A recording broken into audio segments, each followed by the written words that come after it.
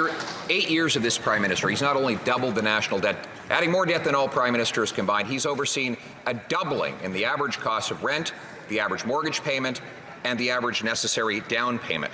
Now, household debt in Canada is the worst of any country in the G7. In fact, our household debt in total is 7% bigger than the entire GDP of the country. And the IMF reports that we have the largest risk of mass defaults of all leading economies. Will the Prime Minister stop heaping on inflation and interest rate hikes now? The Canadian government has the lowest deficit in the G7, the best debt-to-GDP ratio in the G7, and yet Canadians are struggling. And we propose to send them more direct help, including with an ability to get tax refunds on their tools for tradespeople, help with the Canada Workers Benefit, other measures to help homebuyers. And Conservatives say no. We should be cutting programs. We should be sending less help to Canadians during this time. It's completely illogical and irresponsible, and yet they're standing up and blocking our budget. He's not sending any help. Everything he spends, he has to take. It reminds us of when he said he was going to take on government debt so that Canadians wouldn't have to. Well, now they're stuck with twice the national government debt and the biggest household debt of any country in the G7. At the time, the Prime Minister flooded the economy with cheap cash, which increased housing prices and therefore mortgage debt. Now Canadians have more debt than at any time in our history, more debt than the size of our entire economy, and they're hit with a 19-fold increase in interest rates. How will they ever pay their bills?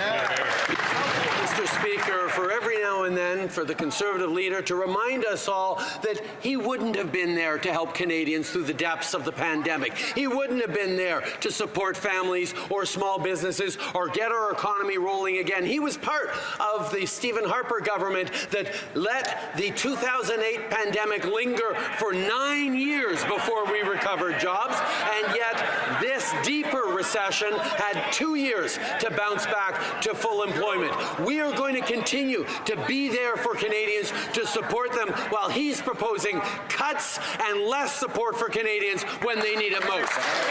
We were the last to go in and the first to come out of the great global recession. We left the country with a balanced budget, and housing costs were half of what they are today, and not to mention that food price inflation never went above 4%.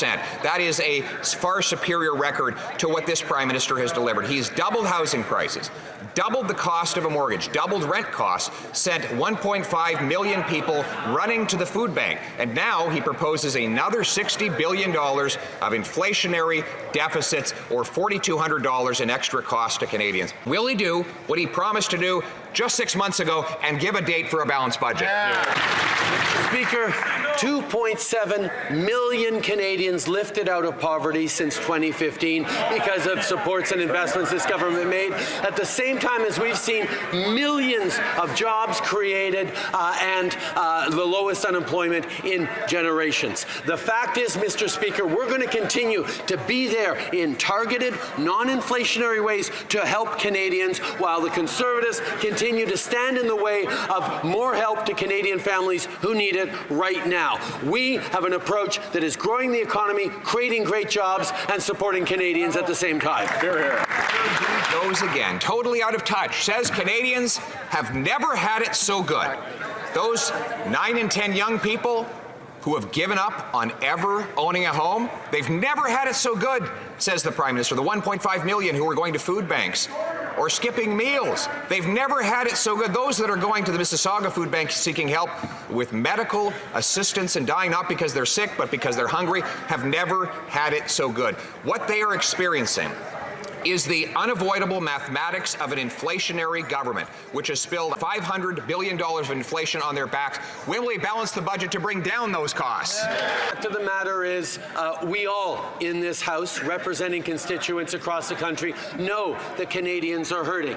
The difference between our two approaches is we continue to be there in targeted, non-inflationary ways to help Canadians, while Conservatives are proposing program cuts cuts, support cuts, cuts to child care, cuts to investments in dental care, cuts to the kinds of things that are helping Canadians through these difficult times. That's the choice Canadians are going to be making in a few years between cuts and further responsible growth for the economy.